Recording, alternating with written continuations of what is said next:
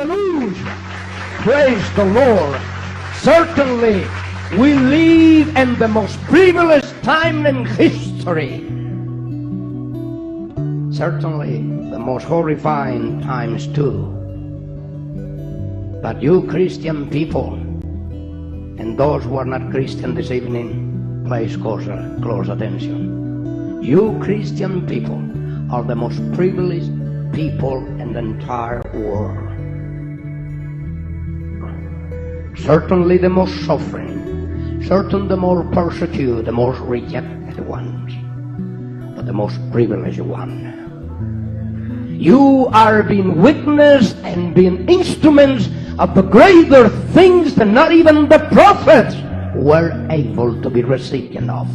You are witnessing now the things that the apostles of our Lord Jesus Christ and Christ our Lord himself was not even witness in their very times, and we do witness now and are partakings of the fulfillments of his prophecies. Certainly, you are privileged people. There is a lot, and this is my trust and confidence and my joy in Christ, is the joy of my salvation. And that joy increases as the days go by. And that joy gives me more strength as the times go by and the opposition increase. Then I become stronger. Yes. They can burn me alive, and I'm sure that I have the strength of the Lord himself that I'll be able to speak while I'm being burned. And the ashes will speak. And the ashes will witness of what Jesus Christ has done in my life. Oh yes, they will. I have that confidence so secure because I know where he brought me from. Hello YouTube, this is Brett Norman. Today is Saturday, April 24th, 2021. I am coming to you solo today to do a session on a bit of research that I've done independently through one of my friends. Had a visit from a friend on Monday of this last week. And it's my friend Ricky. And when he came to visit, I was telling him about some research that Tom Fress of Inquisition Update did a few years back when he was reading from the book The History of Romanism. And it's an interesting topic, you know, and I can't help but refer to this reading and discussion Tom did. And in that reading and discussion of the book, The History of Romanism by John Dowling, he came across a section of the book where it was speaking of the Council of Laodicea. And right here, I'm showing you a Wikipedia page of the Council of Laodicea. And as you can see, here it says, historical context, the council took place soon after the conclusion of the war between the Roman Empire and the Persian Empire waged by Emperor Julian.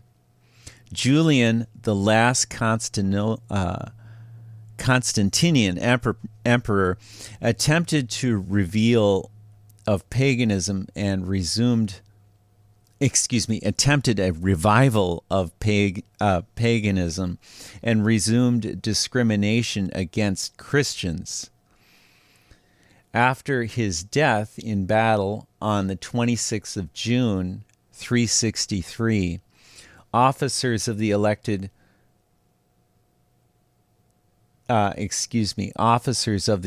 elected the Christian Jovian as his successor. Jovian. Jovian, in a precarious position far from supplies ended the war with Persia unfavorably for Rome.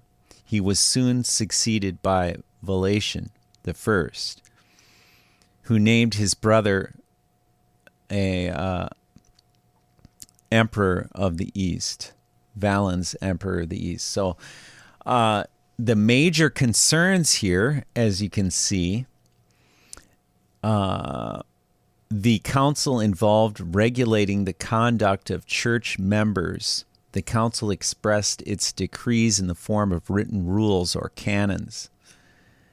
Among the 60 canons decreed, several aimed at, and it lists a whole bunch of things here, but what I want to delve into is outlawing the keeping of Saturday,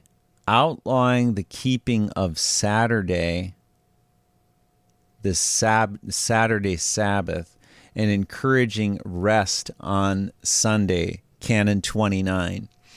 So when my friend Rick Pelletier came up here to meet with me, and I was telling him about this reading and discussion that we had encountered this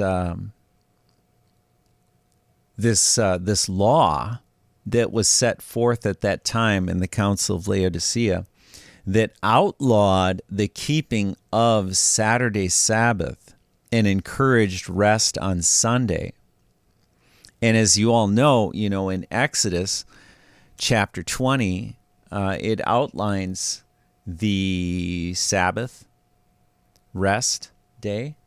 Like if we go there, Exodus 20, excuse me, let's see, yeah. Okay. And let me fix this here so we can read it. Okay. So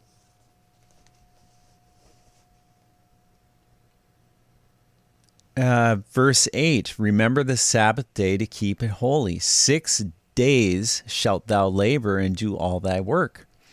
But the seventh day is the Sabbath of the Lord thy God.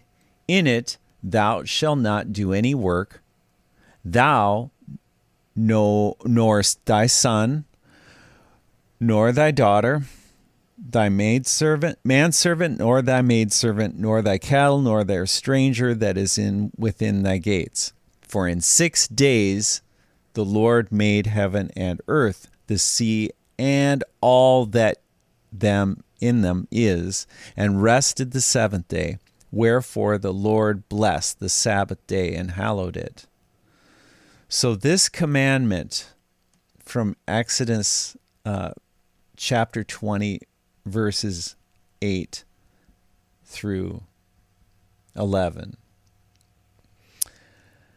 has to do with the Saturday Sabbath. Yes, the Jewish Sabbath. So I mentioned this to a friend of mine, and I was showing him when I did a search on, what was it now? Canon 29, which is right here. I was showing him this, and we simply clicked on the link to, let's see, New Advent, this one right here, Church Fathers, Synod of Laodicea, 4th century, Canon 29. I was showing him Canon 29, and this was on my smartphone, believe it or not. And he scrolled down to Canon 34. In Canon 34, it reads, no Christian shall forsake the martyrs of Christ and turn to false martyrs, that is, to those, the heretics, or those who formerly were heretics, for they are aliens from God. Let those, therefore, who go after them be anathema. That means to be accursed. Okay, and here it says, this canon forbids the hounding of martyrs not belonging to the Orthodox Church.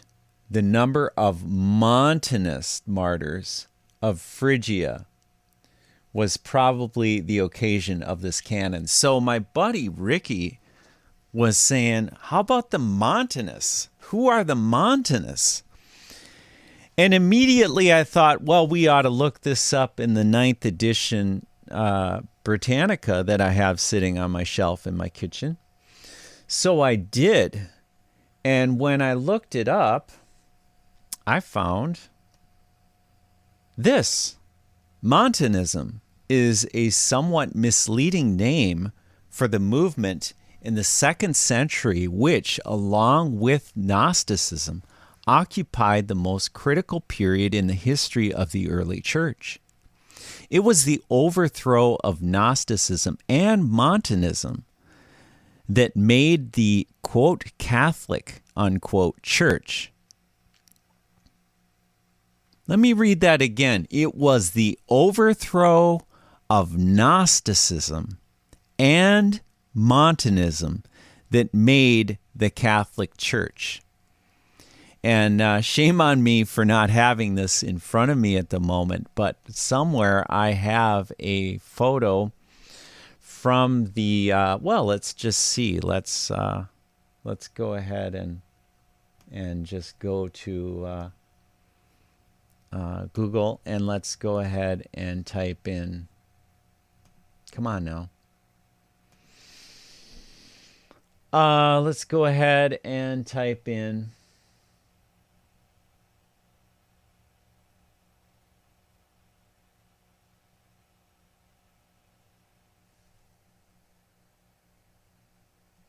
(1828) Webster Dictionary. There we go.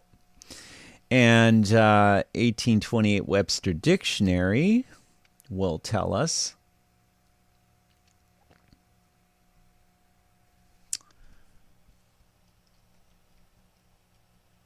Gnosticism. What is Gnosticism?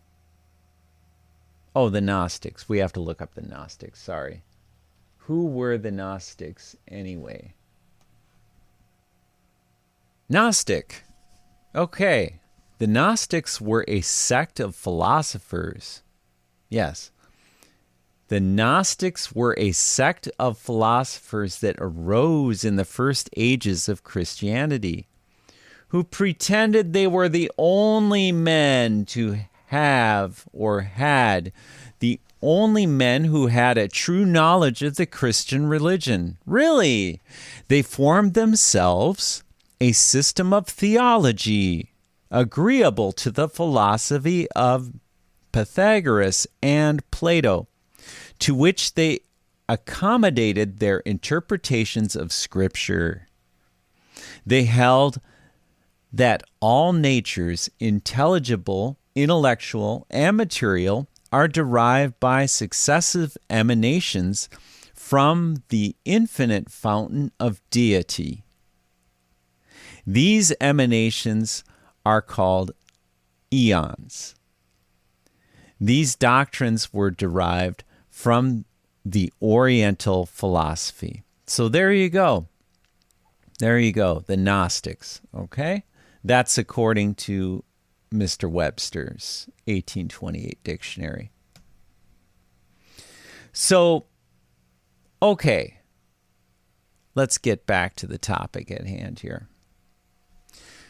Montanism is a somewhat misleading name for the movement in the 2nd century, which, along with Gnosticism, occupied the most critical period in the history of the early church. It was the overthrow of Gnosticism and Montanism that made the quote-unquote Catholic Church. The credit of first discerning the true significance of the monistic movement belongs to Ritschl And if we see the footnote 1, we can go to the bottom of the page here, and it says, of course, this is a German text that I can, I can't read German, but I have friends that are German. And if you're interested, it has something to do with the Catholic Church, I'm sure. Check it out. Okay. So, let's get back to where I was here, if I can find my footnote. Okay. In this article, an account will be given of the general significance of Montanism in relation to the history of the Church in the 2nd century, followed by a sketch of its origin, development, and decline. From the middle of the 2nd century, a change began to take place in the outward circumstances of Christianity. The Christian faith had hitherto been maintained in a few small congregations scattered over the Roman Empire.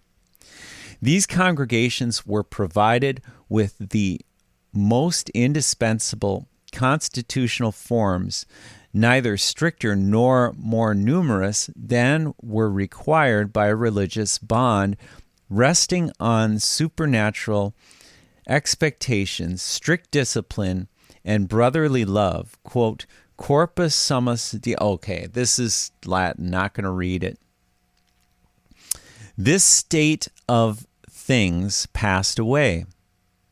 The churches soon found numbers within their pale who stood in need of supervision, instruction, and regular control. The enthusiasm for a life of holiness and separation from the world, the eager outlook for the end of the world, the glad surrender to the gospel message were no longer the influences by which all minds were swayed. In many cases, sober convictions or submissive assent supplied the want of spontaneous enthusiasm. There were many who did not become, but who were, and therefore remained, Christians, too powerfully attracted by Christianity to abandon it, and yet not powerfully enough to have adopted it for themselves. In addition to this, social distinctions asserted themselves among the brethren. Christians were already found in all ranks and occupations, in the imperial palace, among the officials, in the abodes of labor, and in the halls of learning amongst slaves of freemen. Were all these to be left in their callings? Should the church take the decisive step into the world, consent to its arrangements, conform to its customs, acknowledge as far as possible its authorities, and satisfy its requirements? Or ought she, on the other hand, to remain as she had been at first, a society of religious devotees separated and shut out from the world by a rigorous discipline and working on it only through a direct propaganda? This was the dilemma that the church had to face in the second half of the 2nd century. Either she must commence a worldwide mission in the comprehensive sense by an effective entrance into Roman society, renouncing, of course, her original peculiarities in exclusiveness, or retaining these peculiarities in clinging to the old modes of life. She must remain a small, insignificant sect, barely intelligible to one man in 1,000, and utterly incapable of saving and educating nations. That is, was the question at issue ought to be obvious enough to us now, although it could not be clearly perceived at the time. It was natural that warning voices should then be raised in the church against secular tendencies that the well-known councils at the intimation of Christ, the imitation of Christ. This is an old doctrine of the Catholic Church right here, the imitation of Christ, just so you know. Or we could say the teachings of Christ, because we honor Christ through spirit and truth, correct? So, about the teachings of Christ should be upheld in their literal strictness before worldly Christians, that demands should be made for a restoration of the old discipline and severity, and for a return to apostolic simplicity and purity. The church as a whole, however, under pressure of circumstances rather than by a spontaneous impulse, decided otherwise. She marched through the open door into the Roman state and settled down there for a long career of activity to Christianize the state along all its thoroughfares by imparting to it the word of the gospel, but at the same time leaving it everything except its gods. Got to remember, we're speaking about the pantheon here, the gods. On the other hand, she furnished herself with everything of value that could be taken over from the world without overstraining the elastic structure of the organization which she now adopted. With the aid of its philosophy, she created her new Christian theology. Its polity furnished her with its most exact constitutional forms. Its jurisprudence, its trade and commerce, its art and industry were all taken into her service, and she contrived to borrow some hints even from its religious worship. Thus, we find the church in the 3rd century endowed with all the resources which the state and its culture had to offer, entering into all the relationships of life and ready for any compromise which did not affect the confession of her faith. With this equipment, she undertook and carried through a world mission on a grand scale.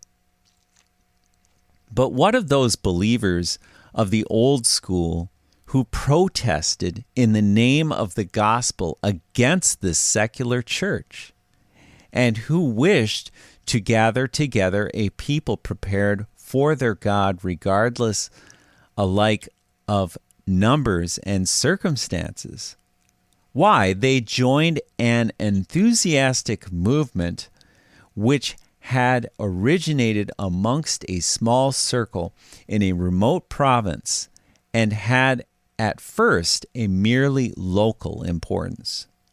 There, in Phrygia, the cry for a strict Christian life was reinforced by the belief in a new and final outpouring of the Spirit, a coincidence which had been observed elsewhere in church history, as, for instance, in the Irvinite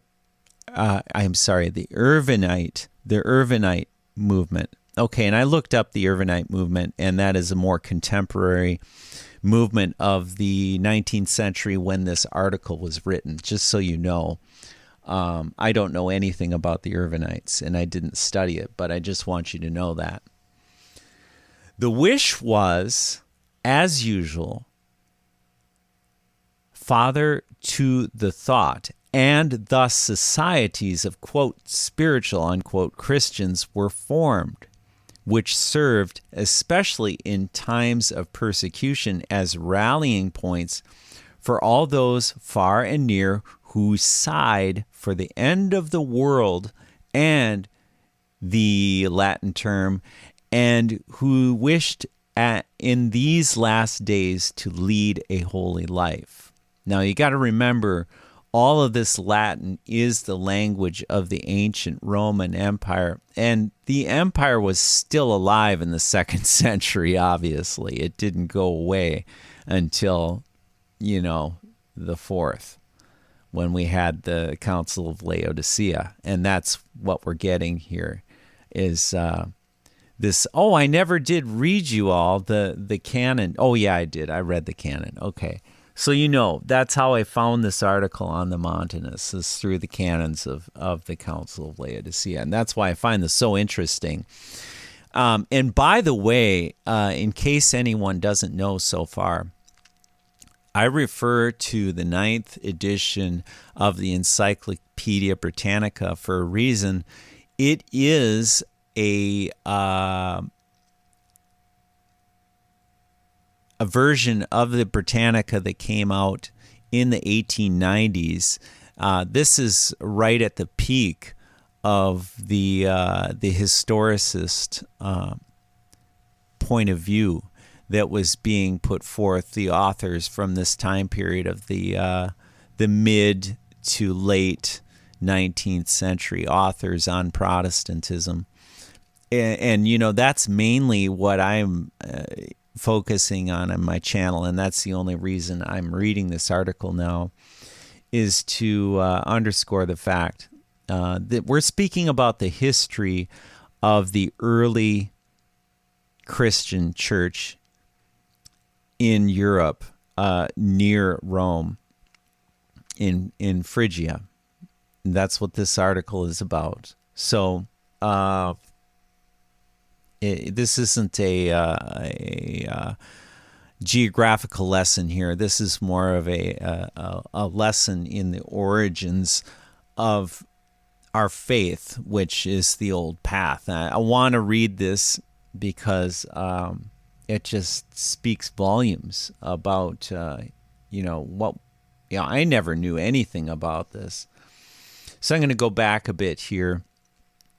Back to this top of the page here. The wish was, as usual, father to the thought that thus societies of quote-unquote spiritual Christians were formed, which served, especially in times of persecution, as rallying points for all those far and near who sighed for the end of the world and who wished in these last days to lead a holy life.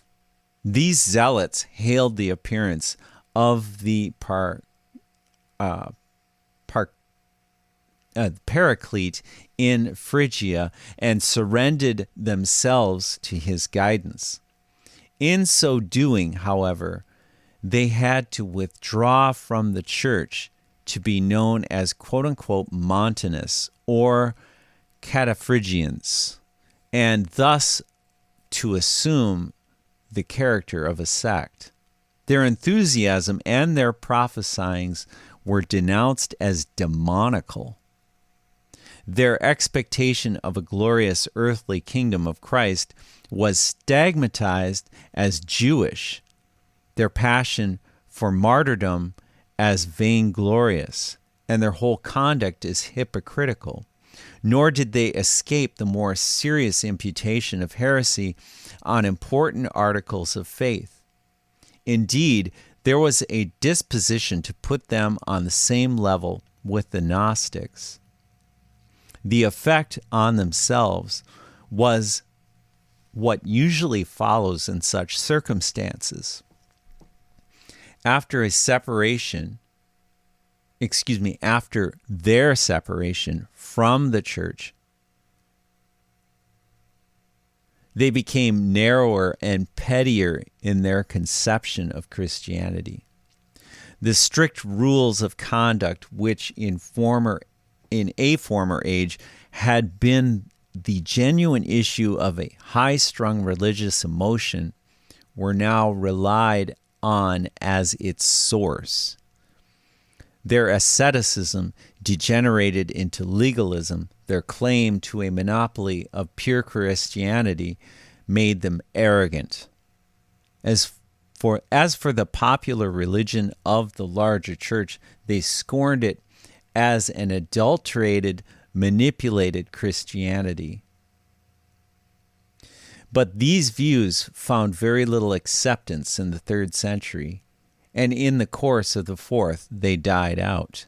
Regardless of the scruples of her most conscientious members and driving the most earnest Christians into secession and the conventicle, the church went on to prosecute her great mission in the world. And before she was able, a church of the state and of the empire, to call in the aid of the civil power to suppress her adversaries, the monistic conventicles were almost extinct. Such is, in brief, the position occupied by Montanism in the history of the ancient church. The rise and progress of the movement were as follows.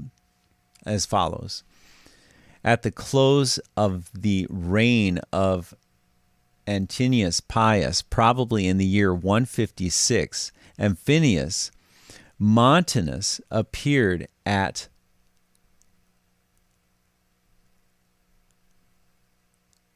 Artaban in Phrygia, bringing revelations of the quote-unquote spirit to Christendom. It is unnecessary to seek an explanation of his appearance in the peculiarities of the Phrygian temperament. The Christian churches had always held that prophecy was to be continued till the return of Christ. Although, as a matter of fact, prophets had not been particularly numerous, Montanus claimed to have a prophetic calling in the very same sense as Agabus, Judas, Silius, and the daughters of Philip, Quadratus, and Amia, as Hermas at Rome. At a latter time, when the validity of monistic prophecy was called in question in the interests of the church, the adherents of the new movement appealed explicitly to a sort of prophetic succession, in which their prophets had received the same gift which the daughters of Philip, for example, had exercised in the very country of Phrygia. The burden of the new prophecy was a more exacting standard of moral obligations, especially with regard to marriage, fasting, and martyrdom. But Montanus had larger schemes in view. He wished to organize a special community of true Christians to wait for the coming of their Lord. The small Phrygian towns of Papusa and Timian were selected as the headquarters, the Jerusalem, as the prophet called them, of his church. He spared no effort to accomplish this union of believers.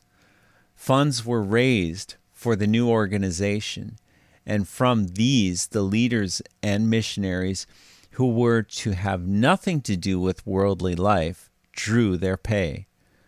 But the ecstasy of the prophet did not prove so contiguous as his preaching. Only 2 women, Prisca and Maximilia, were moved by the Spirit. Like Montanus, they uttered in a state of frenzy the commands of the Spirit, which spoke through them sometimes as God the Father, sometimes as the Son, and urged men to a strict and holy life. This does not mean that visions had This does not mean that visions and significant dreams may not be or may not have been of frequent occurrence in monastic circles, but as chosen and permanent organs of the Paraclete, only 3 persons were recognized: Montanus, Prisca, and Maximilia, and by their side, Alcibiades, the Theodotus, from a very early date, played an active part as missionaries and organizers. For 20 years, this agitation appears to have been confined to Phrygia and the neighboring provinces. How could it be otherwise? To assemble the whole of Christendom at Pepuza was a rather impractical proposal.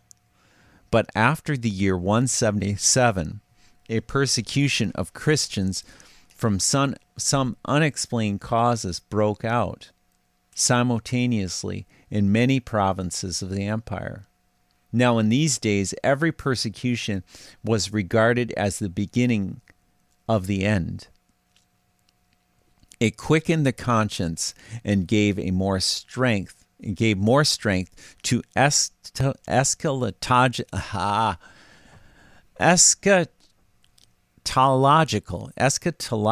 hopes. Excuse me with that word. It was a call to observe the signs of the times. And by the way, eschatology is, of course, the end of the world. It was a call to observe the signs of the times and the intimations of God's presence. Yeah, just imagine that. In the 2nd century, they were expecting the end of the world. That's hard for us to imagine. It is for me, at least. Okay, back to the reading. It would seem that before this time, Montanus had disappeared from the scene, but Maximilia and probably also Prisca were working on with redoubled energy. And now, throughout the provinces of Asia Minor, in Rome, and even in Gaul, amidst the raging of persecution, attention was attracted to this remarkable movement. The desire for a sharper exercise of discipline and a more decided renunciation of the world, combined with a craving for some plain indication of God's will in these last critical times, had prepared many minds for an eager acceptance of the tidings from Phrygia. Their spirit, whom Christ had promised to his disciples, had begun his work.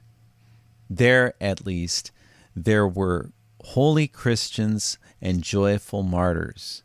The oracles of the Phrygian prophets became household words in distant churches, and it was always the more serious-minded who received them with undisguised sympathy. And thus, within the large congregations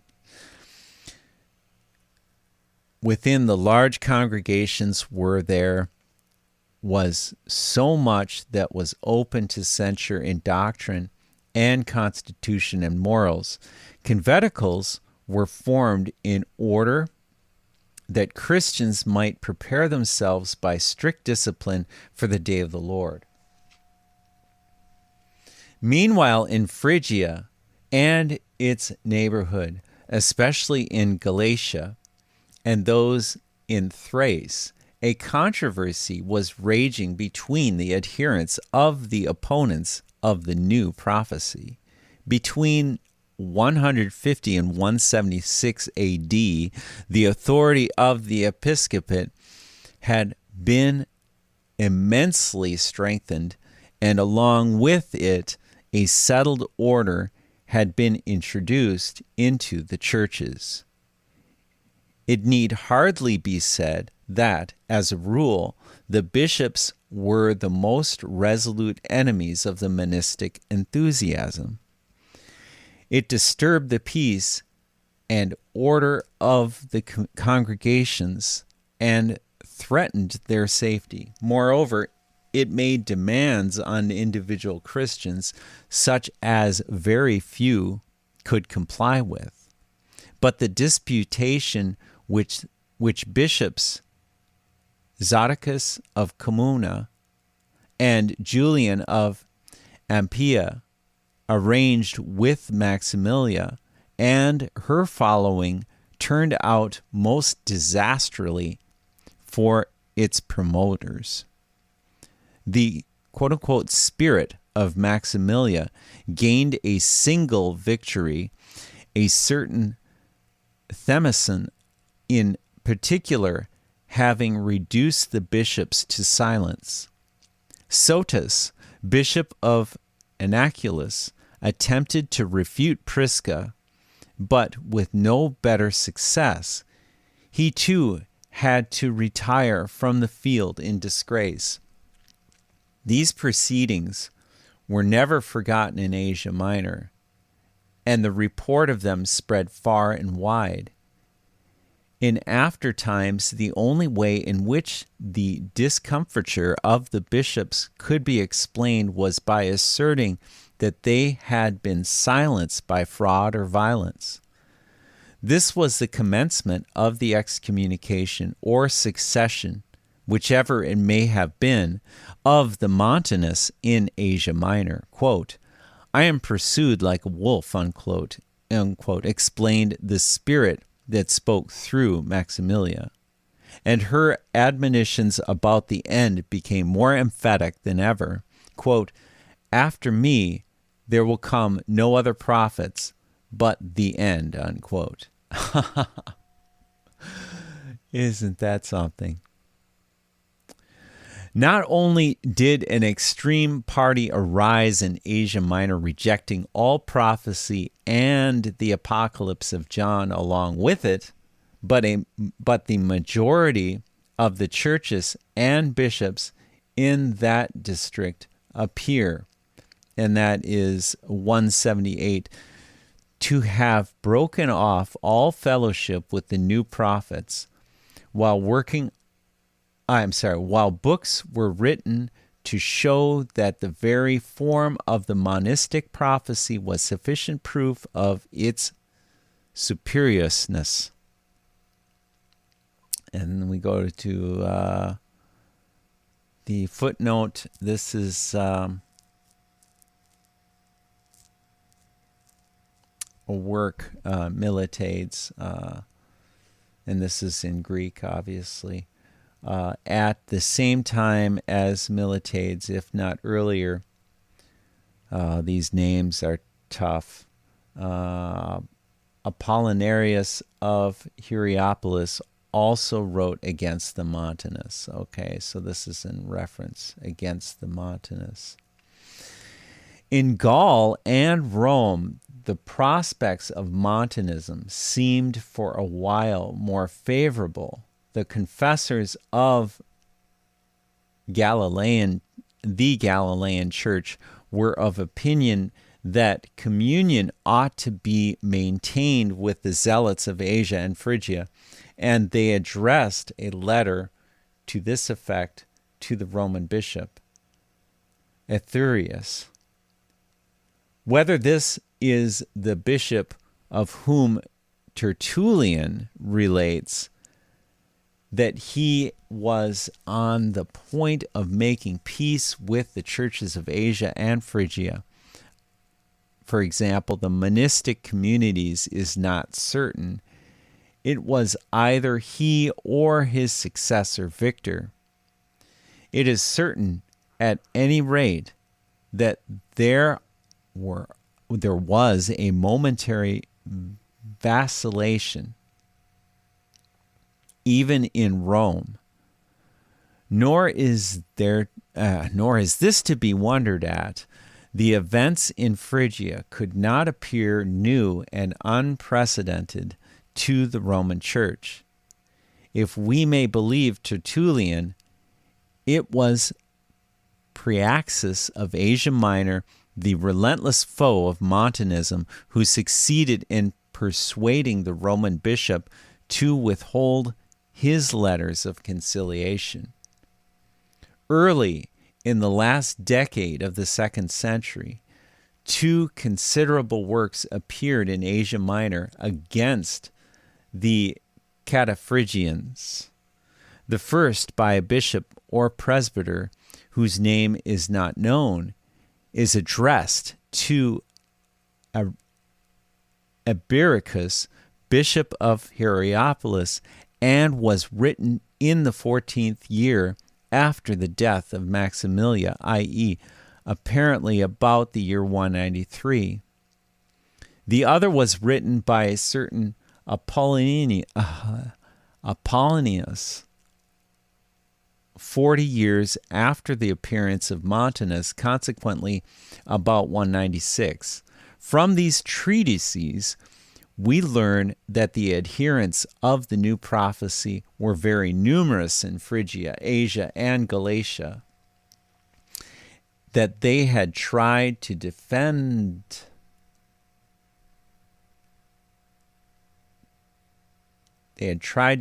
themselves in writing from the charges brought against them by Miltiades, that they possessed a fully developed independent organization, that they could boast of many martyrs, and that they were still formidable to the church in Asia Minor. Many of the small congregations had gone completely over to Montanism, although in large towns like Ephesus, the opposite party maintained the ascendancy. Every bond of intercourse was broken, and in the Catholic churches, the worst calumnies were retailed about the deceased prophets and the leaders of the societies they had founded. In many churches outside of Asia Minor, a different state of matters prevailed. Those who accepted the message of the new prophecy did not at once leave the Catholic Church in a body. They simply formed small conventicles within the church. In many instances, indeed, their belief in the new prophecy may have remained a private opinion which did not affect their position as members of the larger congregation. Such, for example, appears to have been the case in Carthage at the commencement of the persecution. Such, for example, appears to have been the case in Carthage, if we may judge from the acts of the martyrs of Perpetua and Phileticus. At the commencement of the persecution of Septimius Severus about the year 202. But even here, it was impossible that an open rupture should be indefinitely postponed. The bishops and their flocks gave offense to the spiritualists on so many points that at last it could be endured no longer. The latter wished for more fasting, the prohibition of second marriages, a frank, courageous profession of Christianity in daily life, and entire separation from the world. The bishops, on the other hand, sought in every way to make it as easy as possible to be a Christian, lest they should lose their greater part of their congregations. The spiritualists would have excluded from the church everyone who had been guilty of mortal sin. The bishops were at the same time especially anxious to relax the stringency of the old disciplinary laws. And lastly, the bishops were compelled more and more to take the control of discipline into their own hands, while the spiritualists, appealing to the old principle that God alone can remit or retain sins, insisted that God himself, that is, the Spirit, was the sole judge in the congregation, and that therefore all proceedings must be conducted according to the directions of the prophets. On this point, especially, a conflict was inevitable. It is true that there was no rivalry between the new organization and the old, as in Asia and Phrygia. For the Western Montanists recognized its main features in the Catholic organization as it had been developed in the contest with Gnosticism. But the demand that the, quote, organs of the Spirit, unquote, should direct the whole discipline of the congregation contained implicitly a protest against the actual constitution of the church.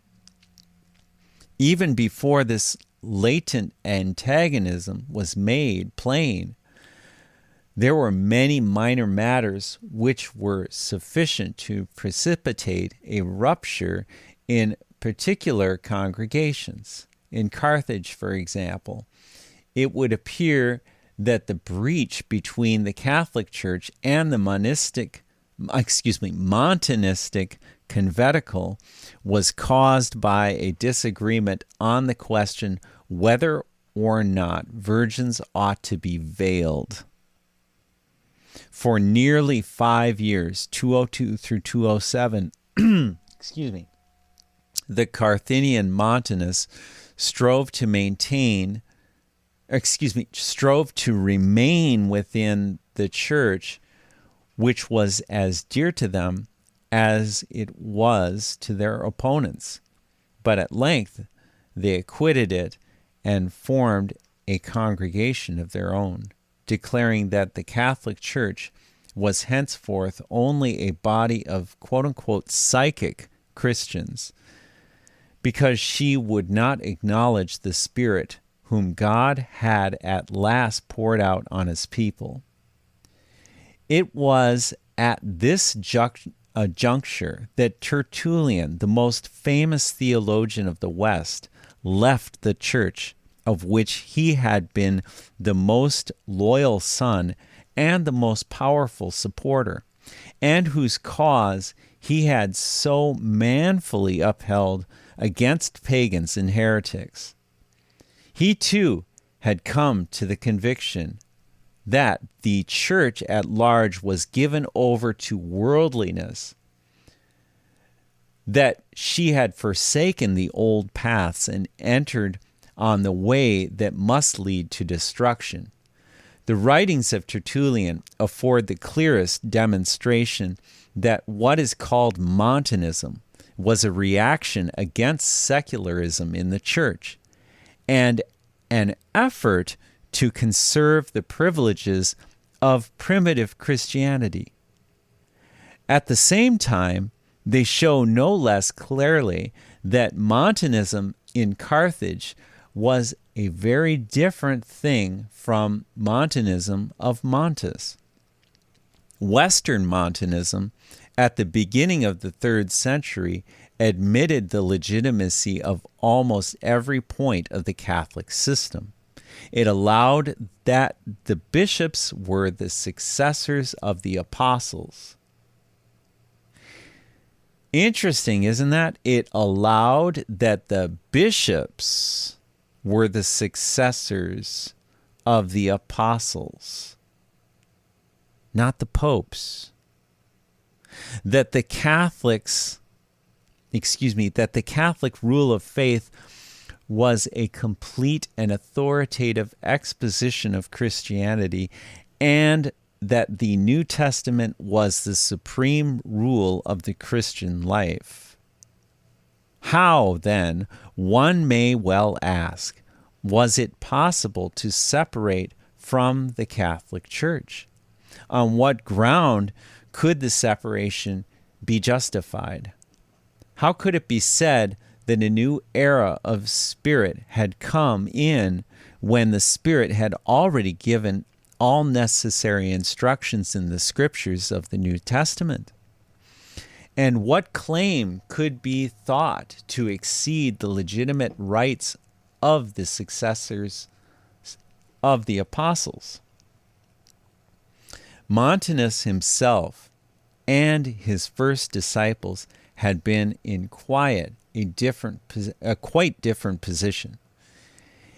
In his time, there was no fixed, divinely instituted congregational organization, no canon of New Testament scriptures, and no anti-Gnostic theology, and no Catholic Church.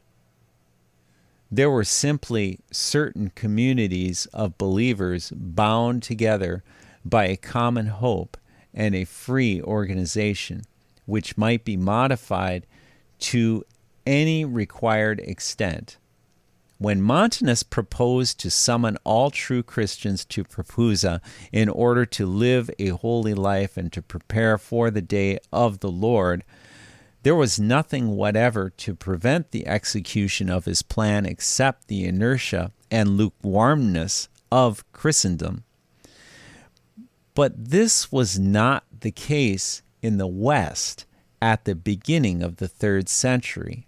At Rome and Carthage and in all other places where sincere Montanists were found, they were confronted by the imposing edifice of the Catholic Church, and they had neither the courage nor the inclination to undermine her sacred foundations.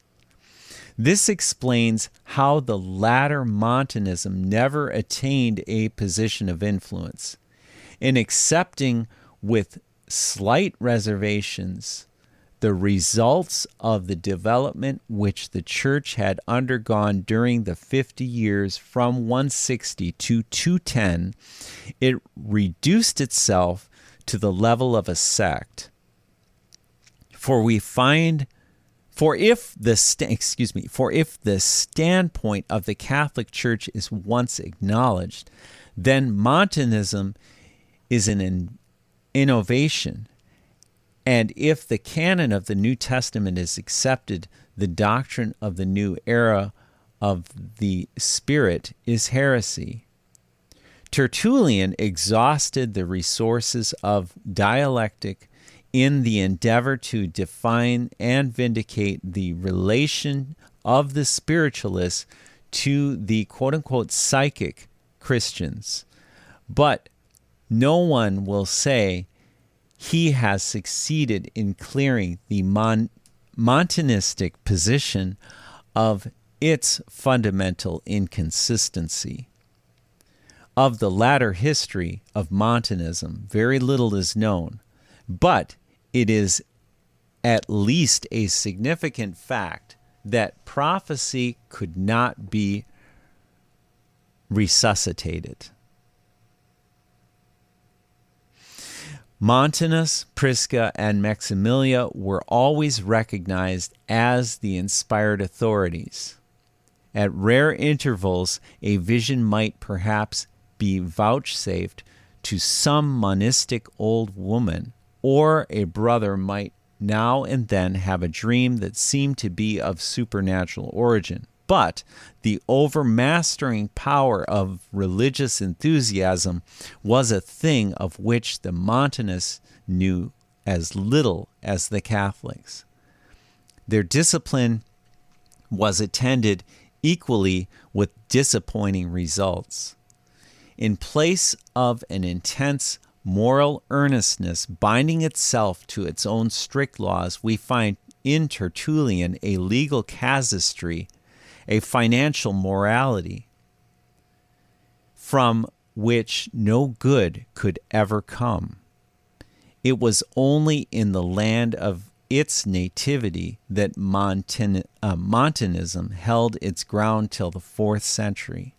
It maintained itself there in a number of close communities, probably in places where no Catholic congregation had been formed.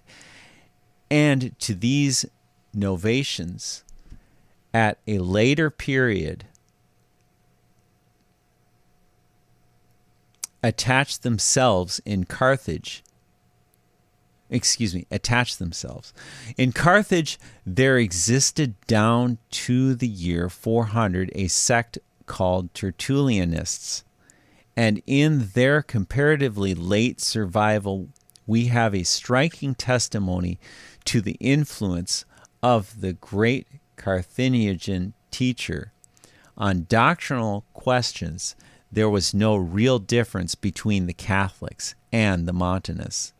The early Montanists, the prophets themselves, used expressions which seemed to indicate a monarchian conception of the person of Christ. After the close of the 2nd century, we find two sections among the Western Montanists, just as among the Western Catholics.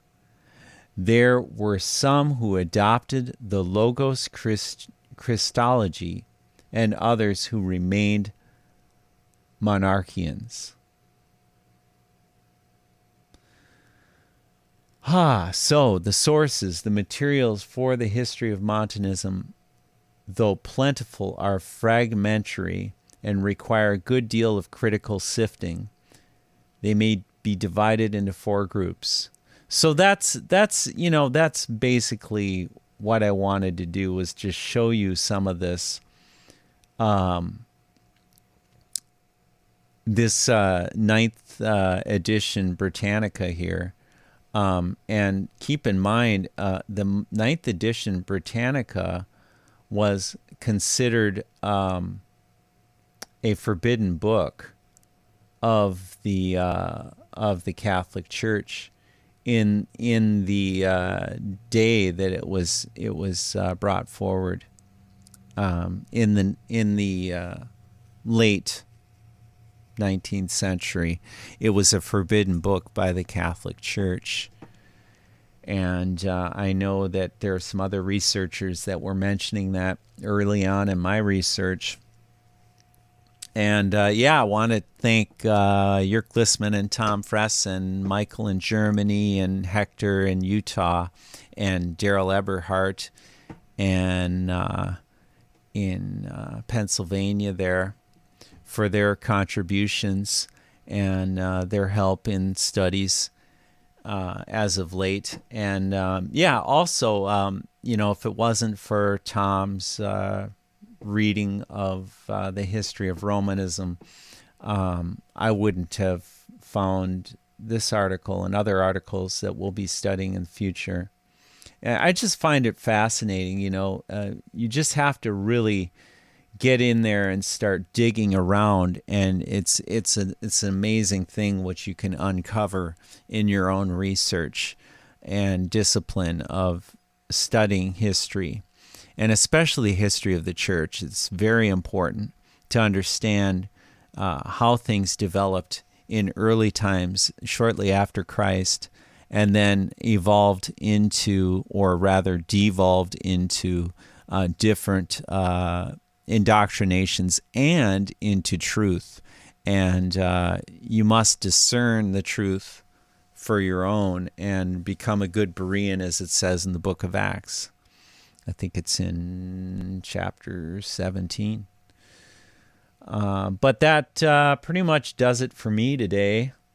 I'm going to be meeting with my friends here, so I just thought I'd touch base with everyone and, give you a little bit of my research as of late.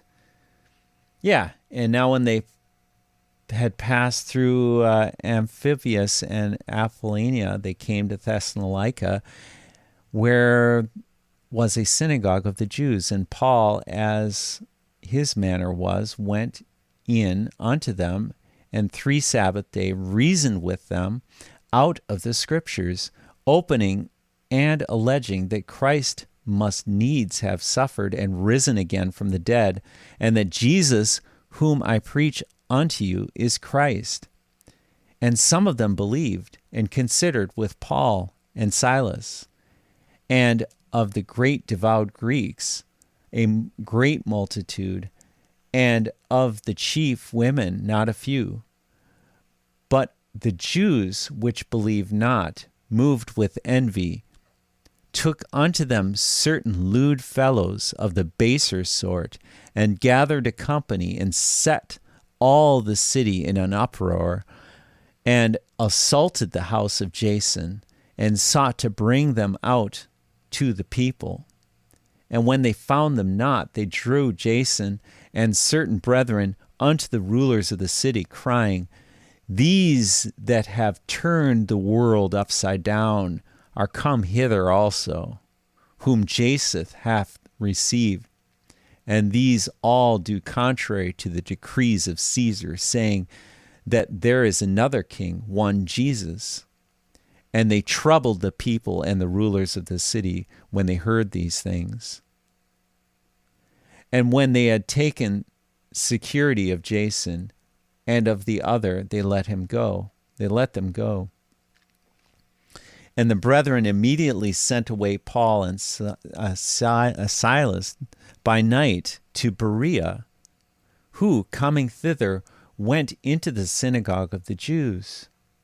These were more noble than those in Thessalonica,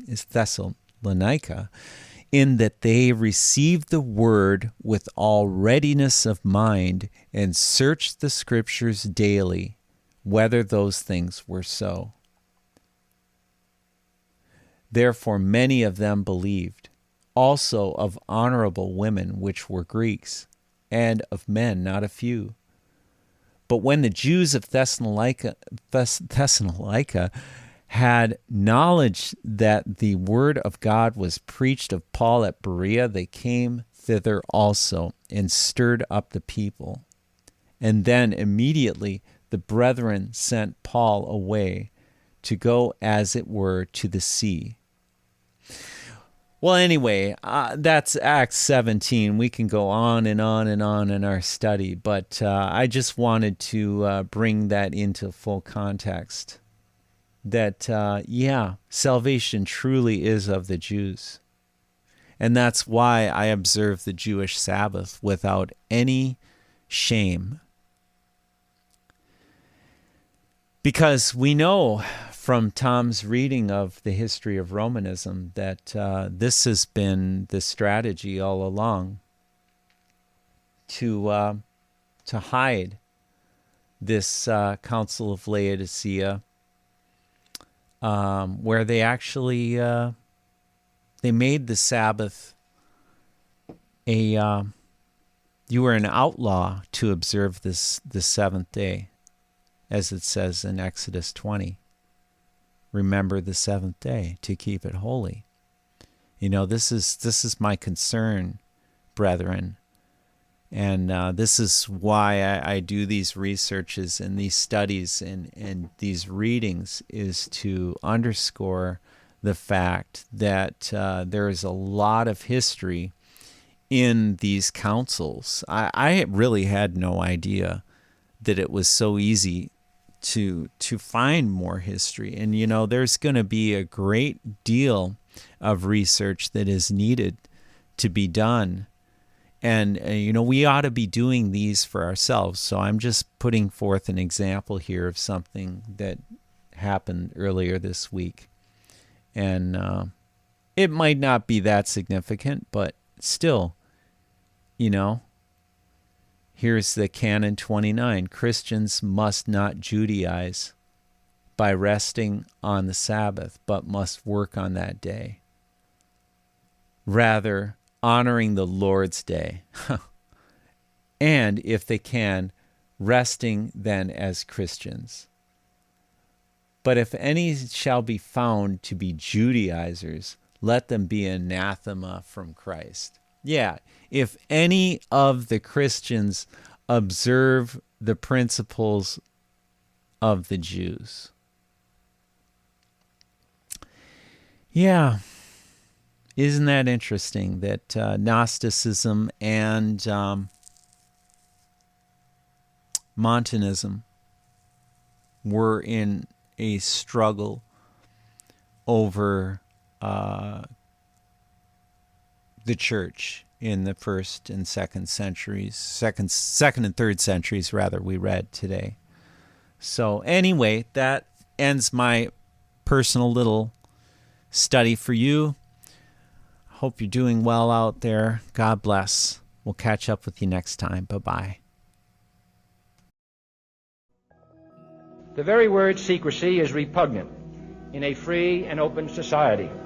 And we are, as a people, inherently and historically opposed to secret societies, to secret oaths, and to secret proceedings. You have served on the board of the Council on Foreign Relations. You helped start the Trilateral Commission, and you've been to the Bilderberger groups. I don't believe in this notion of some sort of secret societies controlling people. But of course, in any political system, there are sort of over-the-table and under-the-table arrangements. We meet here at a moment of testing for Europe and the United States, and for the international order that we have worked for generations to build. But the end of these two wars affords us an opportunity. It allows us to refocus our intelligence and military assets and resources to other parts of the world where they are needed, where we face new challenges. This is the world you are graduating into. This is what I want to talk about today with you for a few minutes. I believe we, and particularly you, your class, has an incredible window of opportunity to lead in shaping a new world order for the 21st century. For we are opposed around the world by a monolithic and ruthless conspiracy that relies primarily on covert means for expanding its sphere of influence. Let's put it this way, money trumps peace sometimes. In other words, commercial interests are very powerful interests throughout the world. On infiltration instead of invasion, on subversion instead of elections, on intimidation instead of free choice, on guerrillas by night instead of armies by day. It is a system which has conscripted vast human and material resources into the building of a tightly knit, highly efficient machine that combines military, diplomatic, intelligence, economic, scientific, and political operations. Every human being living on earth is a member of a civil society, of a nation. Its preparations are concealed, not published. Its mistakes are buried, not headlined. Welcome to the Vatican. It's an honor, a great pleasure to receive you here in the Holy Palace. Its dissenters are silenced, not praised. No expenditure is questioned, no rumor is printed, no secret is revealed. The assassination of Kennedy is another fact that can be proved of any time that was ordered and by the Jesuits in order to get rid of a president that already was a shame to the Roman Catholic institution, being Roman Catholic. You have two different extremes. In Abraham Lincoln, you have that there was a man professing to be a Christian, solid Christian, and then there you have a man that professed to be a solid Catholic, but then put to shame his own institution when he was confronted about what he will do as a Roman Catholic president about the Constitution and about the interests of the Roman Catholic institution. The World Council of Churches started financed by the Jesuits in Europe in 1945 after the end of the Second World War already, or by the time that the World War was to end, already the Jesuits were at work trying to unite all the Protestants in Europe. And that was the origin of the World Council of Churches and the ecumenical movement. They are trying to gain the sympathy, they are trying to gain the life, and they are trying to gain the entire denomination, as they have gained the Pentecostal, as they have gained the Protestants through different other issues. Nevertheless, they touch every other issue except the real issue.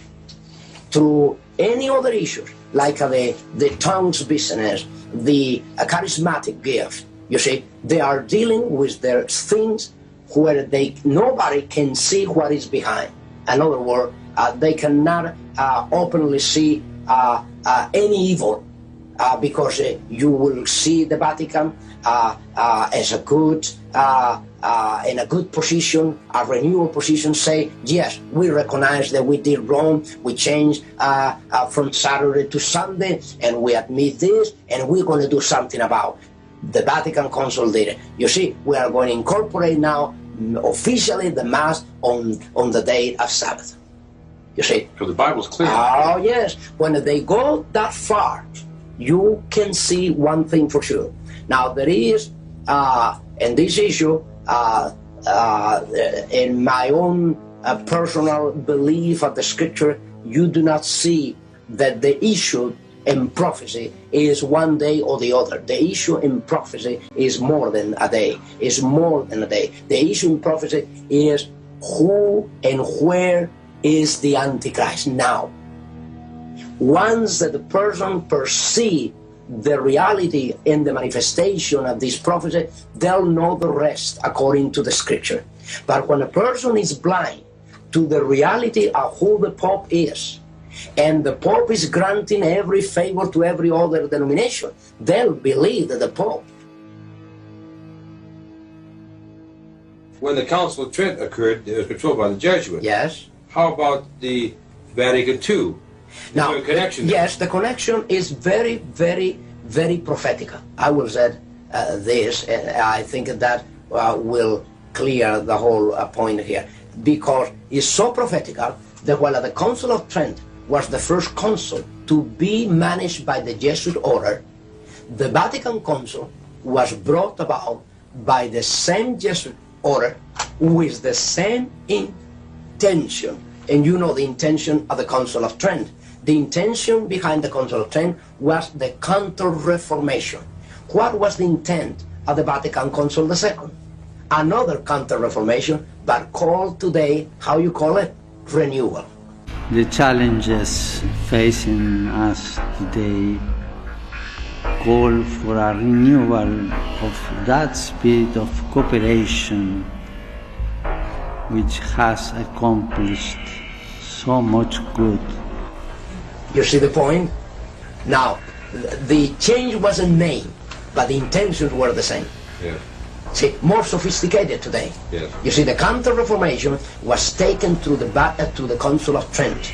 That was the entire Counter-Reformation was performed by the Council of Trent, decrees. Then through that time until today, Vatican Council II came about with the idea of renewal.